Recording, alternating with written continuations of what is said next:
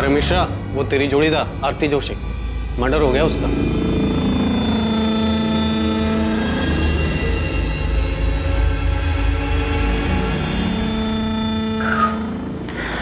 किसी ने सच ही कहा है, जैसी करनी वैसी भरनी। जी ठीक है, पुलिस स्टेशन जाना होगा मुझे अभी। पुलिस के कुछ सवालों के जवाब देने हैं। आपको आरती को ऑफिस एडमिनिस्ट्रेशन के इश्यूज संभालने के लिए कहना ही नहीं चाहिए था। मैंने नहीं कहा था उसको, खुद गई थी वो। मुझे समझ में नहीं आ रहा कि उसे उनसे मिलने की जरूरत क्या थी।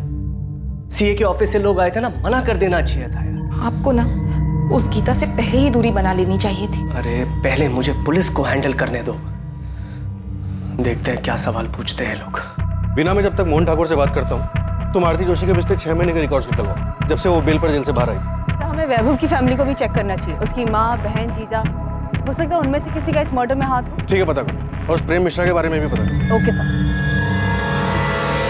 नमस्कार साहब। उस्मान, खबर तो मिल गई होगी तुझे? साहब मुझे नहीं, पूरे शहर में खबर फैल चुकी है।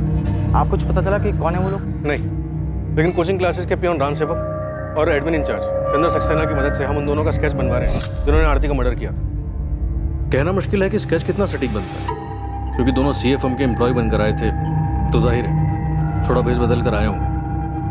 पर खैर, इसके अलावा कोई दूसरा चारा भी नहीं है। कुछ भी करके इन्हें ढूंढ निकालना हो, अपने सारे सोर्सेज, अपने सारे नेटवर्क का इस्तेमाल करें। हमेशा कहा कि वैभव के मर्डर में हम आरती को लेकर गलत थे। एक बार इसका छाप मारना दो साहब, मैं फौरन अपना नेटवर्क काम पे लगा दूँ। आखिर ये दोनों बच के जाएंगे कब? चाकू जैसी तेज धार वाली चीज से वार किया गया। इसके पति को भी ऐसे मारा गया था। उसी के मर्डर की सजा इसके बॉयफ्रेंड प्रेम मिश्रा और उसके 2 साथी प्रकाश वर्मा और कमलेश जायसवाल को मिली। वो तीनों अभी भी जेल में। डॉक्टर, क्या वैभव मर्डर केस में हम गलत हैं? तो पता नहीं, अगर गलत हुए हैं तो जिसने भी वैभव का मर्डर किया था वो शायद इसके बेल पर बाहर आने का इंतजार कर रहा था। ऐसे ही मौका मिला, उसने इसे भी मार दिया। शायद कोई ऐसा शख्स जिसे इन दोनों की मौत से ज्यादा फायदा होने वाला था। दिलीप, हमें आरती के खिलाफ ठोस सबूत जुटाने होंगे। हम प्रेम मिश्रा और उसके साथियों के बयान पर भरोसा नहीं कर सकते, क्योंकि आरती कोर्ट में यही कहेगी वो बेकसूर है। ऐसे में उसे सजा दिलवाना मुश्किल होगा। इस केस में पहली सफलता पुलिस को योगेश पाल से मिली जब उसे उठाया गया। बहुत घुमा लिया तूने हमें योगेश पाल। हमें पता है तू किसी एक्स स्टूडेंट से नहीं मिला था। सर मैं सच बोल रहा हूँ सर। अबे सच तो तू तब बोलेगा जब हमारा डंडा चलेगा। 50,000 डंडे गिन के मारना इसे। पहचानता है ना इसे? प्रेम मिश्रा। चल बोल, क्या सेटिंग थी तेरी इसके साथ? इतना तो हमें पता है कि नौकरी के नाम पर पैसे खाने वाली कोई बात नहीं थी। सर हमें पैसे मिले थे, 1 लाख मुझे और 1 लाख निखिल को।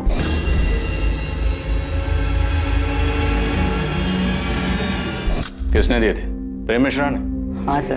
तो मतलब ऐसा कोई एक्स स्टूडेंट था ही नहीं जिसे तू रेस्टोरेंट में मिला था? नहीं सर। पुलिस स्टेशन में जो फोन आया था वो किसने किया था? मैंने किया था सर। मैं वो हूँ जिसका कोई चेहरा नहीं है, उन लाखों करोड़ों में से एक जो बेरोजगार घूम रहा है। क्या इस सब का वैभव जोशी के एबी कोचिंग सेंटर से कुछ लेना देना? जब बिना रोजगार कोई भूखा मरता है ना, वो भी 1 लाख रुपए भर के, तब उसकी परेशानी किसी को नहीं दिखाई देती। पर अब मैं निश्चिंत हूँ, क्योंकि अब आपके पास भी एक परेशानी है, ये जानने की कि जिसने मुझे परेशान किया उसके साथ क्या हुआ, क्यों हुआ। सर मैंने वैभव सर को नहीं मारा सर। सर मुझे और निखिल को 1-1 लाख रुपए मिले थे सर। सर उस दिन जब आप कोचिंग सेंटर आए थे ना सर, तो हमने पहले ही प्लान बना लिया था कि निखिल वो पैसे लेकर नौकरी देने वाली बात उठाएगा और मैं आपको वो पुराने स्टूडेंट की कहानी सुनाऊंगा। योगेश, तू पुलिस को फोन करेगा। उसके बाद जब पुलिस पूछताछ के लिए स्टडी सेंटर आएगी तो निखिल तू पैसे लेकर के नौकरी देने वाली बात को हवा देगा। फिर तू पीछे से पुलिस के पास जाएगा और आग में घी डालेगा कि तुझे एक स्टूडेंट मिला था, और उन्हें हिंट देगा कि वैभव को शायद उसने मारा। तुमने और निखिल ने प्रेम मिश्रा से पैसे लिए, उसका काम किया, और अब कह रहा है कि तुझे नहीं पता। सर मुझे सचमुच नहीं मालूम सर कि उस मिश्रा ने वैभव सर को मारा है या नहीं, पर सर इतना पता है कि उनका कुछ हाथ है इसमें। कुछ हाथ होना भी जुर्म होता है, और जितना तेरा और निखिल का है ना, वो भी जुर्म है। सर गलती हो गई सर मुझे पैसे की जरूरत थी सर, मुझे माफ कर दो सर, गलती हो गई सर।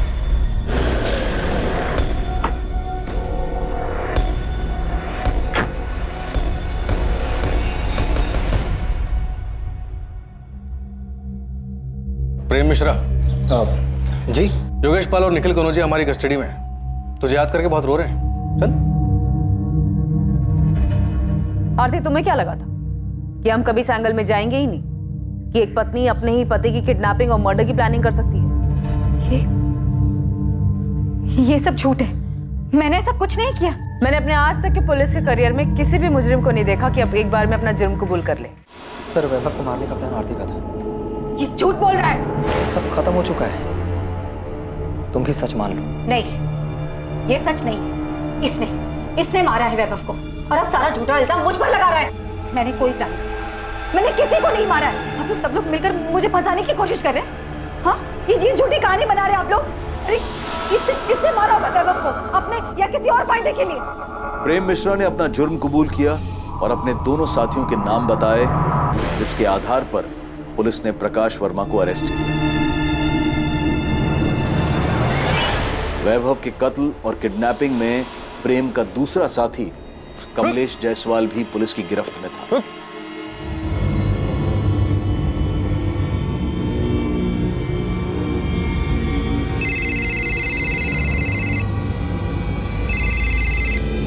हेलो, अभी तक पहुंचे क्यों नहीं? वैभव स्टडी सेंटर से निकलने वाला। हाँ, बस पहुंच रहे हैं, पास में ही है। याद रखना, सिर्फ वैभव को उठाना है, उसे ही मारना है।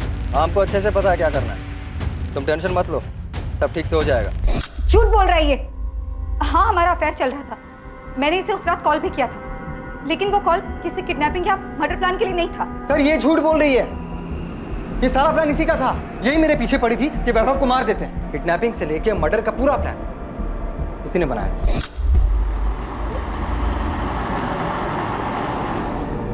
आरती के प्लान से अलग अगर कुछ हुआ था तो बस इतना कि ट्रैफिक की वजह से हम पहुंचने में थोड़ा लेट हो गए थे। जब हम पहुंचे तो वैभव गीता और जोगिंदर के साथ बाहर निकल रहा था।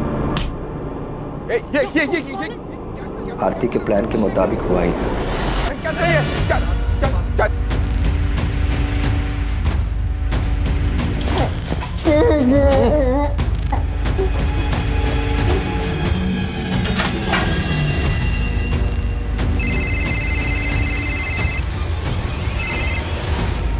प्रेम, काम हो गया?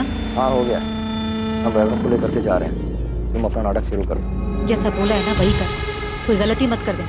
अरे हाँ मेरी जान, तुम टेंशन मत लो, सब वैसे ही होगा। फिर हम वैभव को लेकर इलाहाबाद में एक सुनसान जगह पहुंचे जो हमने पहले से देख रखी।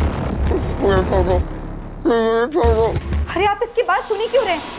मैंने कोई प्लान नहीं किया। झूठ बोल रहा है ये। सर, झूठ मैंने ये बोल रही हूँ। और सर, वैभव को मारने के बदले इसने मुझे 12 लाख रुपए देने का और मुझसे शादी करने का वादा भी किया था। पूछे इससे। आप बकवास कर रहे हो तुम।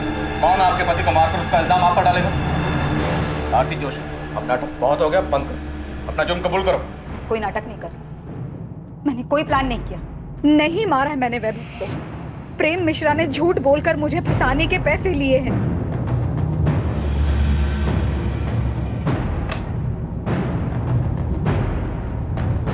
जी, ये मीनाक्षी जोशी जी से मिलना था हमें। उनका फोन नॉट रीचेबल आ रहा और घर पे भी ताला लगा है। मीनाक्षी जी तो ये कोठी 8 महीने पहले ही बेचकर चली गई है।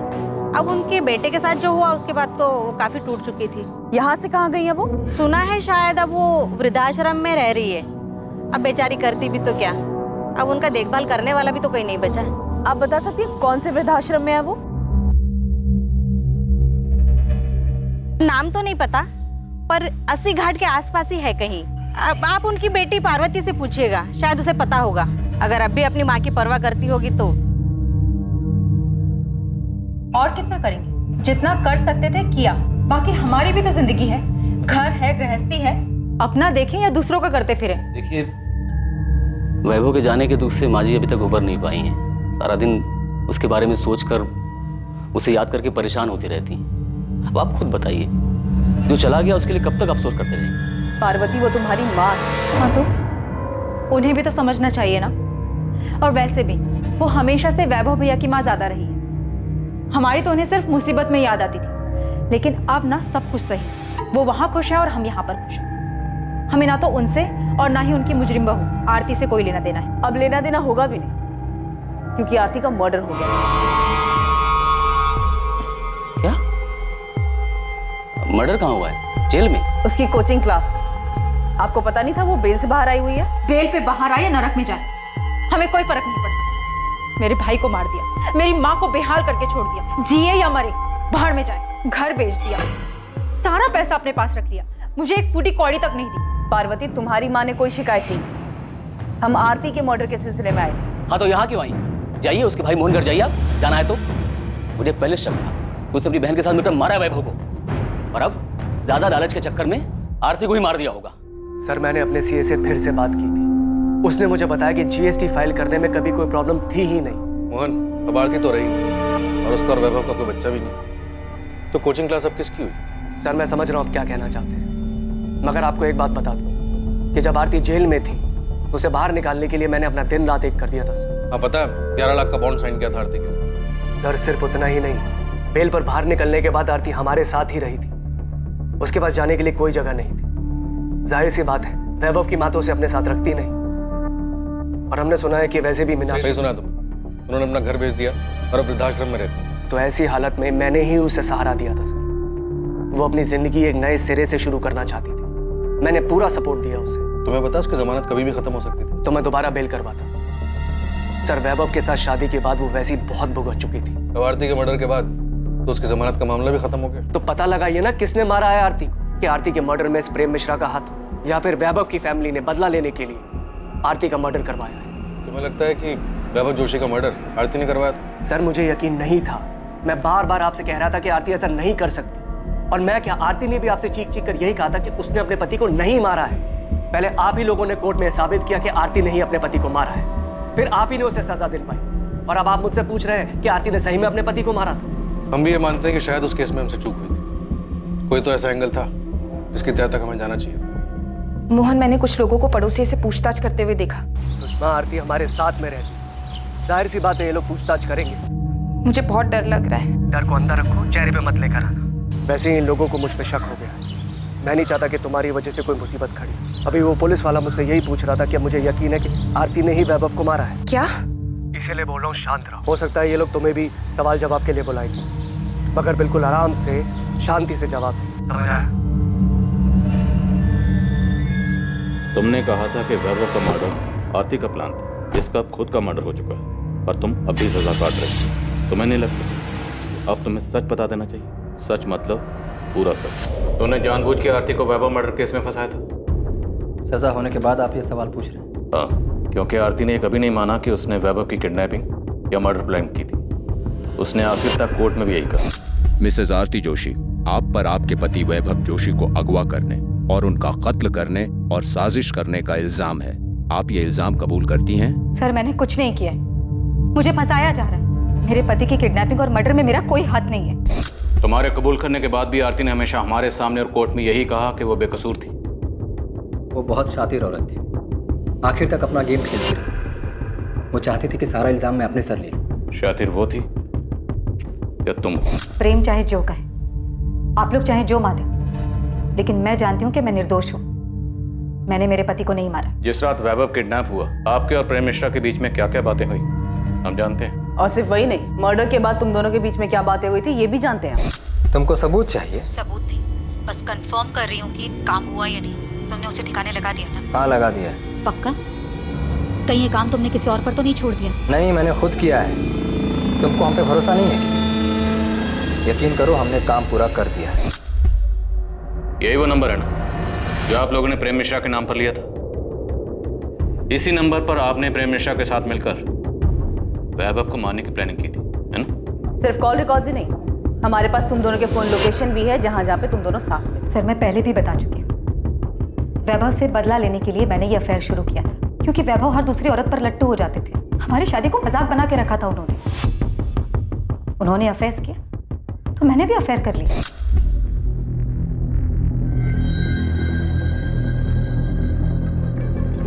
मैं जब प्रेम के साथ थी तब भी मुझे अच्छी तरह पता था कि वैभव मेरा पीछा कर रहा है, मुझ पर नजर रख रहा है। मैं वैभव के चेहरे पर वही दर्द, वही तकलीफ देखना चाहती थी। तुम्हारी हिम्मत कैसे हुई? कैसे हुई तुम्हारी हिम्मत? जैसे तुम्हारी हिम्मत, तुम्हें अगर हर दूसरी औरत के साथ सोने से पहले ना मेरी मंजूरी की जरूरत नहीं है ना, मुझे भी किसी के भी साथ सोने के लिए तुम्हारी मंजूरी की कोई जरूरत नहीं है। उस प्रेम को तो छोड़ूंगा नहीं मैं। उसकी नौकरी तो गई, उसकी भी जान जाएगी, देखना तुम। मैं भी ललिता को मारना चाहती थी, अब गीता को मारना चाहती हूँ। औरती अपनी हद में रहो तुम। हद में तुम रहो अपनी। तुम्हें क्या लगा? हाँ, सिर्फ तुम मुझे तकलीफ पहुंचा सकते हो। मैं तुम्हें बर्बाद कर दूंगी, समझे तुम? मुझे पता ही नहीं चला कब वैभव से बदला लेते लेते मैं प्रेम को सचमुच पसंद करने लगी थी। वैभव के मना करने के बावजूद मैंने प्रेम के साथ रिलेशनशिप कंटिन्यू किया। तो आपको पता था कि वैभव और गीता का अफेयर था? सिर्फ गीता नहीं, बल्कि मुझे उनके सारे अफेयर्स के बारे में पता था। हमारा बच्चा ना होने की वजह मैं नहीं बल्कि वैभव थी। मैंने फिर भी उनकी इस कमी को इग्नोर किया। क्यों? क्योंकि मैं उनसे प्यार करती थी, एक खुशहाल जिंदगी चाहती थी। मैंने उन्हें नहीं मारा है, और ये सब कुछ जो कॉल रिकॉर्ड्स और मोबाइल लोकेशन आप लोग मुझे दिखा रहे हैं, ये सब कुछ प्रेम ने मुझे फंसाने के लिए किया है। हाँ, हमारी बात होती थी, लेकिन उस बातचीत में कोई प्लानिंग नहीं थी, बल्कि हम आपस की बातें करते थे। लेकिन मुझे ये नहीं पता था कि प्रेम के दिमाग में ये सब चल रहा है। वो एक दिन किसी के साथ मिलकर मुझे फंसाने की कोशिश कर रहा है और यहाँ लाकर खड़ा कर देगा जहाँ पर आपको उसकी सारी बातें सच्ची लगेंगी। ये अदालत आरती जोशी, प्रेम मिश्रा, प्रकाश वर्मा और कमलेश जायसवाल को वैभव जोशी को अगवा करने की साजिश और उसके कत्ल के लिए दोषी पाती है। ये अदालत आरती जोशी को उनके पति वैभव जोशी के कत्ल और किडनैपिंग के जुर्म में 10 साल की सजा सुनाती है। आरती बहुत चालाक औरत थी। भले ही उसने आपके सामने या कोर्ट में अपना जुर्म कबूल नहीं किया, पर आपकी बनाई हुई चार्जशीट के आधार पे ही तो कोर्ट में उसे सजा हुई थी। तो क्या हम गलत थे? हो क्या गया सर आपको? आप क्यों अचानक आरती के बुने जाल में फंस रहे? आरती का मर्डर हो चुका है। अगर ये जाल आरती ने बुना था तो फिर आरती को किसने मारा? उसे उसके किए की सजा मिली है सर, और कुछ नहीं। वैसे आप क्यों उसे बेगुनाह साबित करने पे तुले? वो मुझे सारा इल्जाम अपने सर लेने के लिए कह रही थी।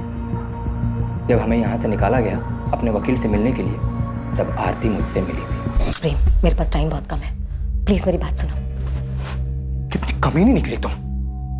मेरे वकील ने सब बताया मुझे कि तुम और तुम्हारे वकील सब मुझ पे थोपने वाले। देखो आरती, अगर मैं डूबाना तो तुम्हें भी साथ लेके डूबूंगा। प्रेम, मेरी बात तो सुनो। मेरे पास एक आइडिया है। नहीं चाहिए तुम्हारा कोई आइडिया वाइडिया। देखो, हम जैसा चाहते थे ठीक वैसे ही हो रहा है। वैभव भी मर चुका है, बस हमें एक गेम खेलना है, उसके बाद हम दोनों बच जाएंगे। उस दिन कहाँ गया था तुम्हारा ये हम दोनों? जब पुलिस के सामने चिल्ला चिल्ला कर कह रही थी कि वैभव को मैंने किडनैप किया है, मैंने मारा है, तुम्हारा इसमें कोई हाथ नहीं है। जिंदगी बर्बाद कर दी तुमने मेरी। मैंने कोई जिंदगी बर्बाद नहीं की प्रेम। एक बार ठंडे दिमाग से सोच कर देखो, अगर हम दोनों जेल में रहेंगे तो किसी काम के नहीं रहेंगे। वाह, तो अब तुम ये चाहती हो कि मैं जेल जाऊं और तुम बाहर मजे करो? देखो, मेरे पास बहुत पैसा है।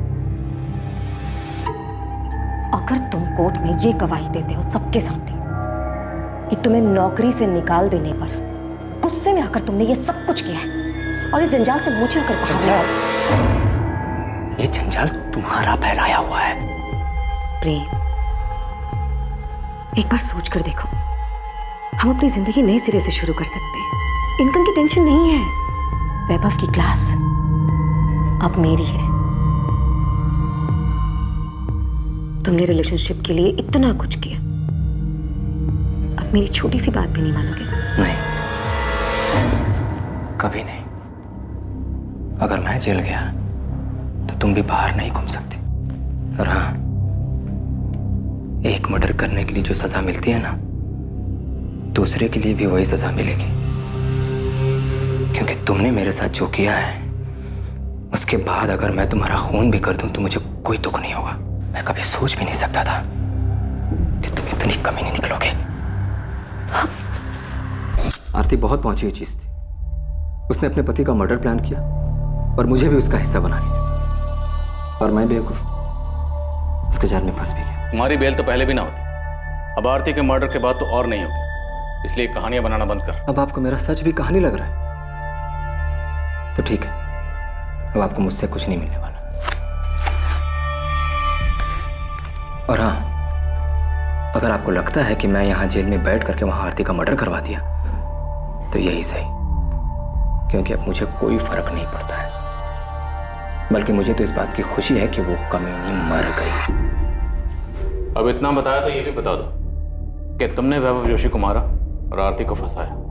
अगर ऐसा है भी तो क्या? आरती को वैभव मर्डर केस में सजा हो चुकी है और अब तो आरती भी मर चुकी है। प्रेम मिश्रा, वैभव के मर्डर और आरती के मर्डर का मास्टरमाइंड आरती का भाई मोहन ठाकुर है। उसने तुमसे प्रॉमिस किया है कि वो तुम्हें पैसे देगा और जेल से बाहर निकालेगा। कमाल कर दिया सर आप। ये सवाल आपको 2 साल पहले पूछना चाहिए था ना। उस वक्त ये एंगल हमारी नजर से छूट गया था। बोलो, क्या मोहन ने फंसाया था आरती को? ये बात सच है सर। मोहन सर नहीं चाहते थे कि आरती फिर से क्लासेस ज्वाइन करे। मोहन ने कोचिंग सेंटर पूरी तरह अपने कब्जे में ले लिया? पता नहीं सर, पर मैंने एक बार मोहन सर को बात करते हुए सुना था, तब मुझे भी उनकी बात सही लगी थी।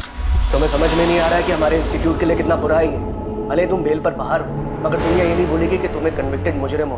भैया आपको भी यही लगता है? मुझे क्या लगता है क्या नहीं लगता उससे कोई फर्क नहीं पड़ता। दुनिया को तो यही लगे ना, एक लड़की जिसने अपने पति को मार दिया वही ये क्लासेस चला रही है। आरती, ये एक इंस्टीट्यूट है, दिस इज बिजनेस। आप अच्छी तरह से जानते हैं कि मुझे फंसाया गया था। मेरी भी एक लाइफ है। हाँ लाइफ है, मगर कानूनी तरीके से जेल के अंदर। बस भैया, ये क्लास मेरी है और वैभव के बाद उनके शेयर भी मेरे, और आपका शेयर सिर्फ 25%। सो प्लीज मुझे ये बताने का आपके पास कोई हक नहीं है कि मैं क्या कर सकती हूँ और क्या नहीं।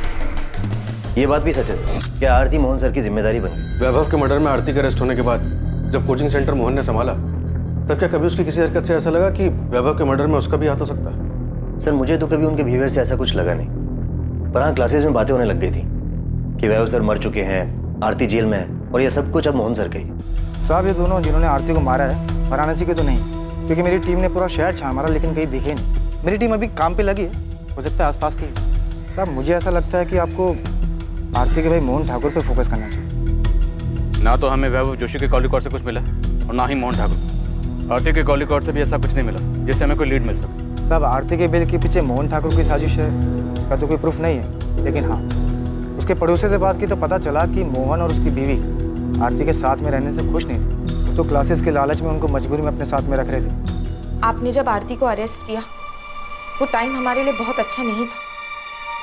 हमारा एक बच्चा है जो अभी क्लास 7 में आया है।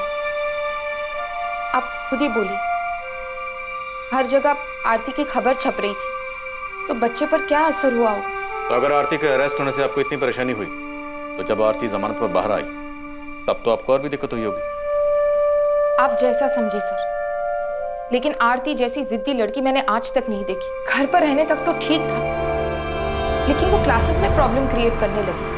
उसे समझ ही नहीं आ रहा था कि उसके क्रिमिनल रिकॉर्ड की वजह से क्लासेस पे क्या असर पड़ेगा। एक काम करते हैं, आपके 25% शेयर की आने वाले 5 साल की जो इनकम बनती है ना, वो मैं आपको पे कर देती हूँ, ठीक है? आरती, इतना आसान नहीं है ये। शेयर दोगी तुम?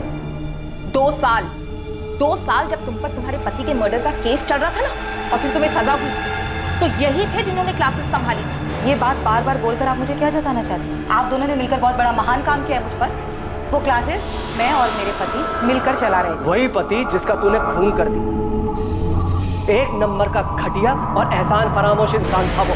बुरा मत मानो, तुम भी ना कुछ कम नहीं हो। आरती, तुम्हें पता भी है तुम्हारे यहाँ रहने से हमें क्या क्या सुनना पड़ता है? उस वक्त भी लोगों ने हमें न जाने क्या क्या कहा था। वाह, आपको तो सब याद है, लेकिन ये याद नहीं होगा कि पति का मर्डर करने वाली उसी औरत की क्लासेस की कमाई पर आप ऐश कर रही हो। लेकिन हाँ, मेरे यहाँ रहने और क्लासेस ज्वाइन करने से आप लोगों की जिंदगी तबाह हो जाएगी। तुम्हें यहाँ पर रहने से कौन मना कर रहा है? तुम रहो ना यहाँ पर, तुम्हारा ही घर है। हम बस इतना चाहते हैं कि तुम क्लासेस से दूर रहो। हमने आरती को कितना समझा, लेकिन उसने हमारी एक नहीं सुनी। क्लासेस जाना छोड़ा नहीं उसने। आपके पति मोहन ठाकुर? मेरे पति आरती के बड़े भाई, क्लासेस शुरू करने में उन्होंने ही उसकी हेल्प की थी, जिसके बदले मोहन को कोचिंग के प्रॉफिट में शेयर मिलता है। हाँ, तो ये उनका हक बनता है, लेकिन मेरे पति लालची इंसान नहीं है कि क्लासेस के लिए अपने जीजा और बहन का मर्डर करवा देंगे। सुषमा जी, हम यहाँ सिर्फ आरती के मर्डर की बात कर रहे हैं। आपके पति ने वैभव जोशी का मर्डर किया या नहीं किया, ये तो हमने पूछा ही नहीं। तो आप खुद कह रहे हैं। हाँ, वो तो मैंने यूं ही बोल दिया। हो सकता है ये लोग तुम्हें भी सवाल जवाब के लिए बुलाए, मगर बिल्कुल आराम से शांति से जवाब। बोल दिया क्योंकि आप उन पर इल्जाम लगाए जा रहे हैं। इल्जाम तो हमने लगाया ही नहीं सुषमा। क्या वैभव जोशी का मर्डर आपके पति मोहन ठाकुर ने करवाया और अब आरती का मर्डर क्यों नहीं करवाया? नहीं सर, ऐसा कुछ भी नहीं है।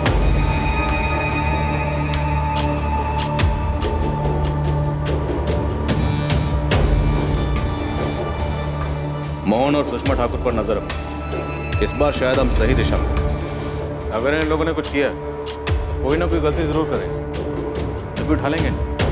सर हमें मोहन की बैंक स्टेटमेंट चेक करनी चाहिए। अगर उसने सुपारी दी है तो कैश देने के लिए क्लियर को पैसे भी निकालेंगे।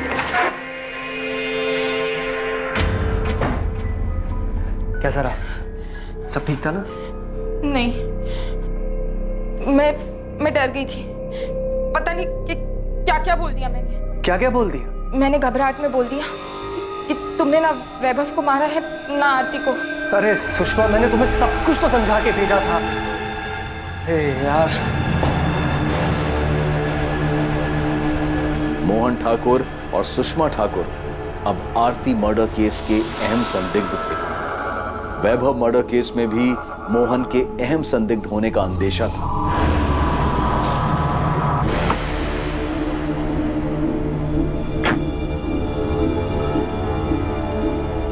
प्रेम मिश्रा से भी लगातार अलग अलग तरीके से पूछताछ की गई, इस उम्मीद में कि शायद प्रेम से कोई लीड मिल पाए जिससे वैभव और आरती मर्डर केस में मोहन की भागीदारी का पता चल सके।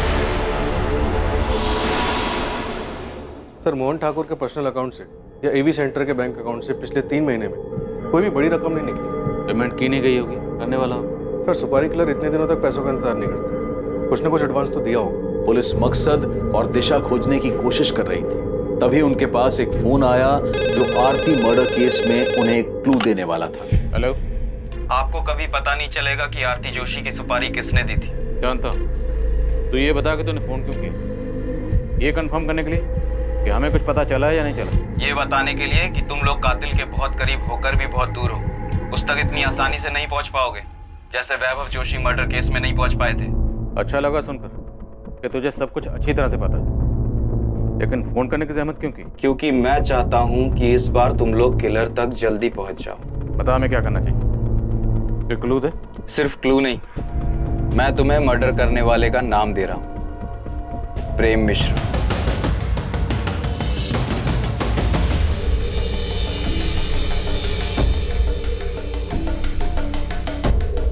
बिना पिछले 2 महीने में तो किसी भी अपराधी की बेल नहीं हुई है। क्या फिर भी आप अपने रिकॉर्ड में चेक करके बता सकते हैं कि प्रेम मिश्रा अब किसके साथ सेल शेयर कर रहा था और उनमें से कौन कौन बाहर है और किस किस से उसकी बातचीत थी?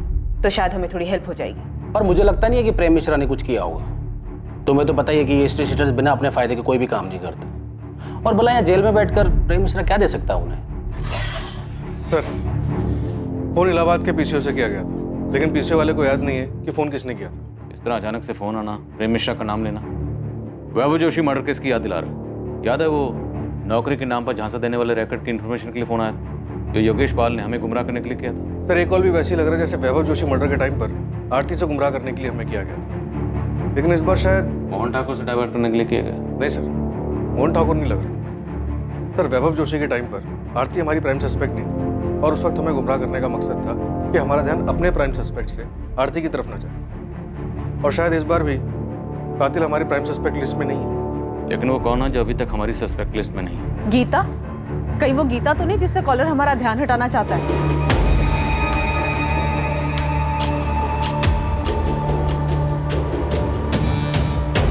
गीता ने वैभव के मर्डर का बदला लेने के लिए आरती का मर्डर कर दिया। सर गीता और वैभव अफेयर में, वो शायद शादी करने वाले थे, लेकिन उसके पहले ही वैभव का मर्डर हो गया। तो जब आरती को बेल मिली तो गीता ने अपना बदला लेने के लिए उसका मर्डर करवा दिया होगा। आरती को बेल किस ग्राउंड पर मिली थी? हेल्थ ग्राउंड पर सर। उसे अर्थराइटिस था। दिसंबर 2018 में आरती को जेल हुई थी। उसके भाई मोहन ने जनवरी 2019 से बेल के लिए ट्राई करना शुरू किया। आरती को फाइनली बेल मार्च 2019 में मिली।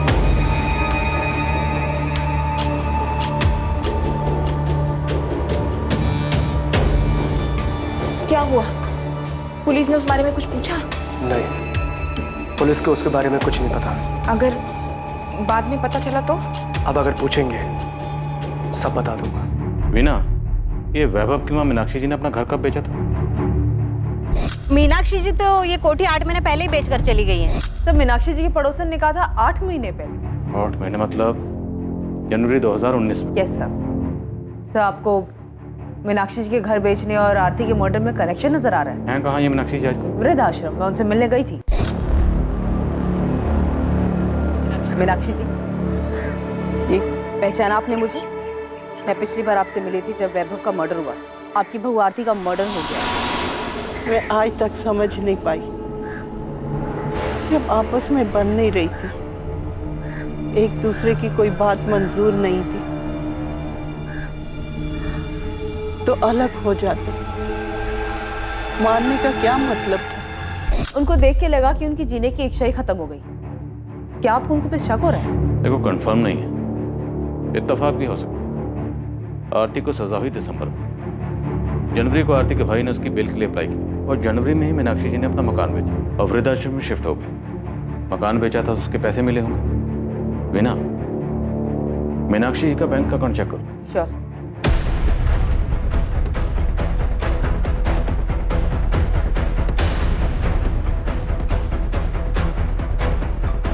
उस्मान, मीनाक्षी जोशी के कॉल रिकॉर्ड्स नहीं है क्योंकि वो फोन यूज ही नहीं करते। सर बिना फोन के कोई कॉन्टैक्ट प्लेयर को सुपारी कैसे देगा? हम मीनाक्षी जोशी के दामाद किशोर और बेटी पार्वती के कॉल रिकॉर्ड्स देख रहे हैं। उनके दामाद का कहना है कि वो और वैभव पहले दोस्त थे, बाद में रिश्तेदार बने। हम दोनों एक दूसरे के बहुत करीब थे। मैं तो वैभव को तब से जानता था जब हमारा रिश्ता बना भी नहीं था। लेकिन ये पार्वती और किशोर तो मीनाक्षी को देखने तक नहीं जाते। तुम दोनों पर नजर रख, कभी कभी तीर अंधेरे में भी निशाने पर लग जाते। मैं मूर्तिगंज पुलिस स्टेशन से assistant sub inspector Veena Shukla बोल रही हूँ। मुझे एक अकाउंट की डिटेल जल्द से जल्द चाहिए। मैं रिक्वेस्ट मेल कर दे रही हूँ, थोड़ा जल्दी कीजिएगा।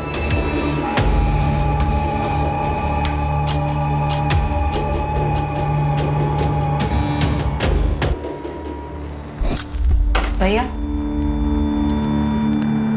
ये क्या है? क्या है? पैसे निकाले? हाँ, 2 लाख किस लिए? तो तुम मुझसे हिसाब मांगोगी? बिल्कुल, क्योंकि आपने ये पैसे अपना शेयर लेने के बाद निकाले। राहुल का एक अच्छे स्कूल में एडमिशन करवाना था। 2 लाख रुपए चाहिए थे एडवांस फीस के। मेरे प्रॉफिट शेयर में से कट कर ले। हाँ, तो आपको बताना चाहिए था। तुम कहना क्या चाहती हो? मैंने चीटिंग की है? मैं ये नहीं कह रही हूँ भैया, मैं सिर्फ इतना कह रही हूँ कि आपने ये पैसे निकाले और मुझे नहीं बताया। मैं भी जिंदा हूँ, मरी नहीं हूँ। सड़ रही थी तुझे।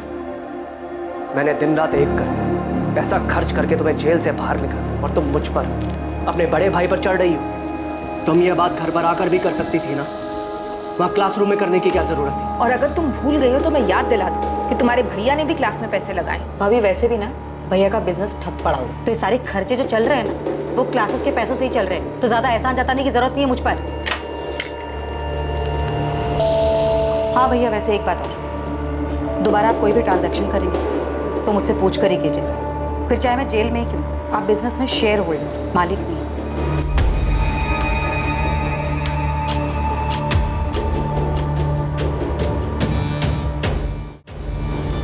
जिस अंधी गली में इन्वेस्टिगेशन दाखिल हुई थी, उसी अंधी गली से आरती जोशी मर्डर केस का आखिर में रास्ता खुलने वाला है। पुलिस ने अंधेरे में जो तीर चलाया था, वो तीर आरती मर्डर केस में निशाने पर लगा था।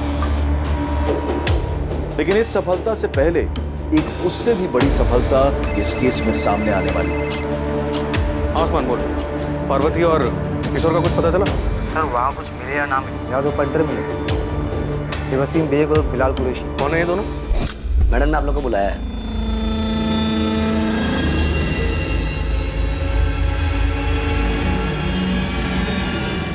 साहब ये वही लोग हैं जिसका स्केच पियोन और उसके एडमिन इंचार्ज ने बनवाया था। इन्होंने आरती का मर्डर किया था। साहब आप फौरन पहुंचिए, लगता है सुपारी का पैसे लेने के लिए आए। तू वहीं पे रुक, मैं 5 मिनट में वहां पे पहुंच रहा हूँ।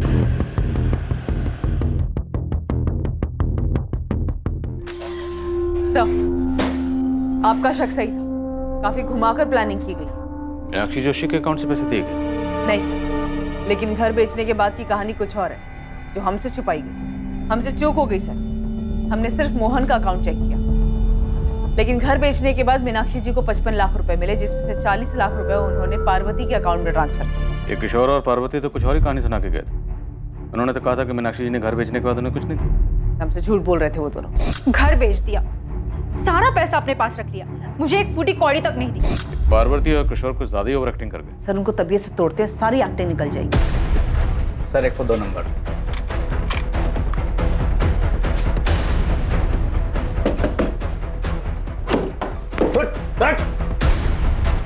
अकेला ठोकेगा या अपने पार्टनर के साथ? बुला वसीम को। वसीम!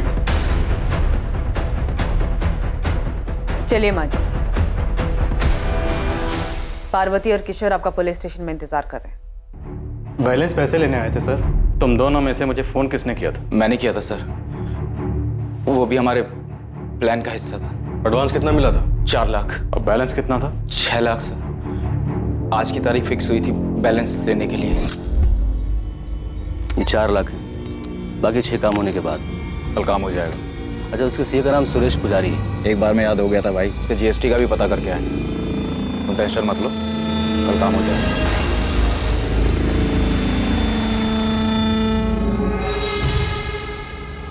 कल हो जाएगा माँ।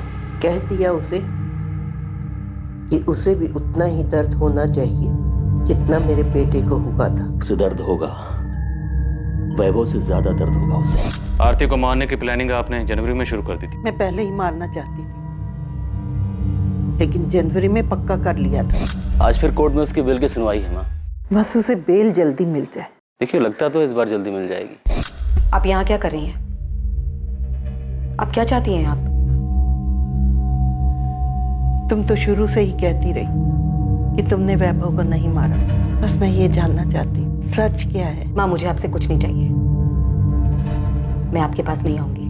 जैसी तुम्हारी मर्जी। बस मैं तो ये जानना चाहती हूँ कि तुमने वैभव को मारा है। बोल बेटा, तुमने ही मारा है ना? हाँ, मैंने मारा वैभव को, क्योंकि वो अपने घटियापन और अपनी गंदी चीजों से बाज नहीं आ रहा था। 5 सालों में जो दर्द और जो तकलीफें उसने मुझे दी है, वही दर्द मैं उसे देना चाहती थी। हाँ, मैंने मारा है आपके बेटे को, क्योंकि मैं आपके बेटे से नहीं बल्कि प्रेम मिश्रा से प्यार करती हूँ। पर तूने मुझे पहले कभी कुछ बताया क्यों नहीं?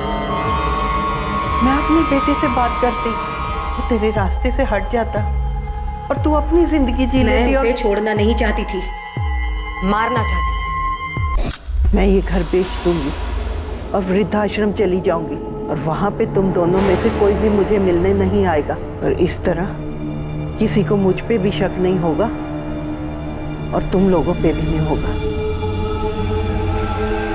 उन पैसों से मैं आरती को मरवाऊंगी। मार दिया मैंने उसे, मार दिया। उसे वही दर्द दिया जो उसने मेरे बेटे को दिया था। मैं कबूल करती, ये सब मैंने अकेले किया है।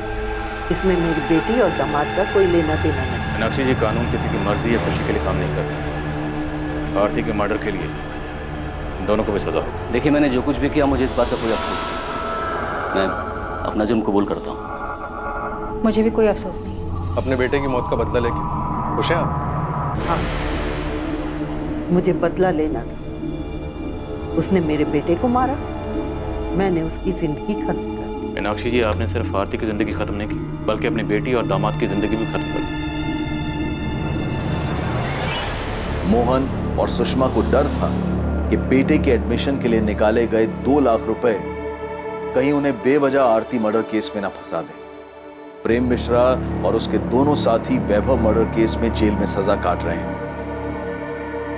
किशोर राजपूत, बिलाल कुरैशी, वसीम बेग, पार्वती राजपूत और मीनाक्षी जोशी को आरती मर्डर केस में बुक किया गया है।